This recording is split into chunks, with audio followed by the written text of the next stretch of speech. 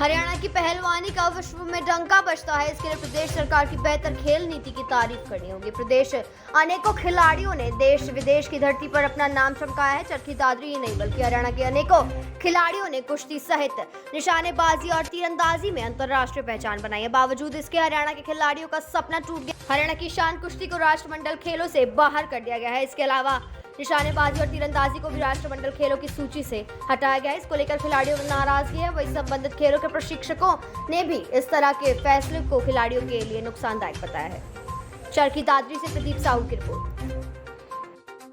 आज हम इन खेलों के बारे में इसलिए बात कर रहे हैं कि 2026 में जो विक्टोरिया में गेम होने वाले हैं उनका बायोकाट जिस तरह किया जा रहा है, जो भी कि भारत में जिस गेम के भी मेडल अच्छे से आ रहे हैं उन्हीं गेमों को बाहर कर दिया जा रहा है। जैसे शूटिंग है, कुश्ती है और तीरंदाजी है।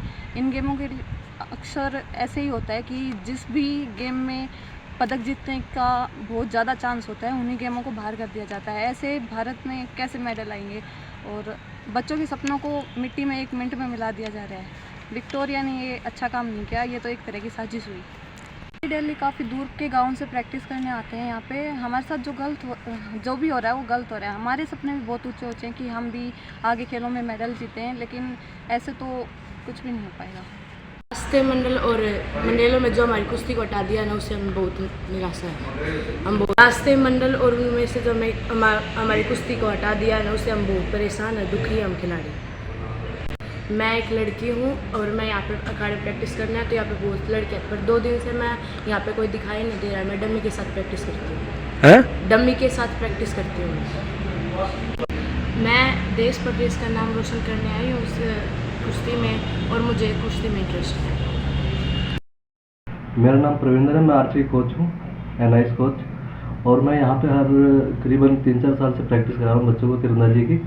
बट जो बच्चों के साथ अभी उभरती खिलाड़ियों के साथ विक्टोरिया ने किया है वो कभी नहीं करना चाहिए, क्योंकि हमारे मेडल जिसमें भी आने का चांस होता है उसमें ही हमें हर बार बाहर कर दिया जाता है, जिससे बच्चों का मनोबल टूट रहा है। जैसे जिला स्तरीय, राज्य स्तरीय और नेशनल पे जो बच्चे प्रैक्टिस कर रहे हैं और मेहनत कर रहे हैं उनके भविष्य से ही खिलवाड़ हो रहा है, जो बहुत ही गलत है।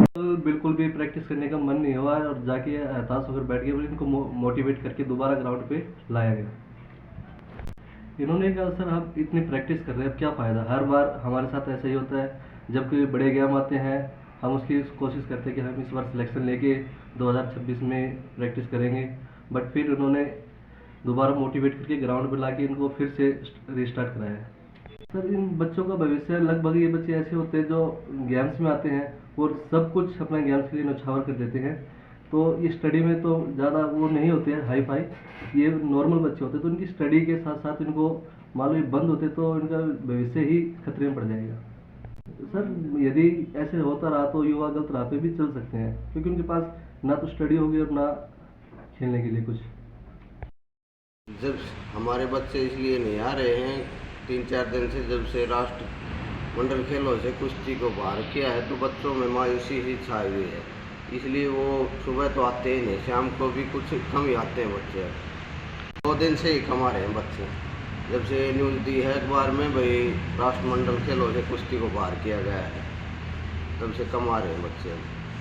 ये तो जी सरकार ही बता सकती है, ये राष्ट्रमंडल खेलों से कुश्ती को बाहर क्यों किया गया, हमें तो खुद ही समझ में नहीं आ रहा है। जबकि कुश्ती के सभी पहलवान ओलंपिक में जो मेडल आए हैं वो हरियाणा से ही हैं।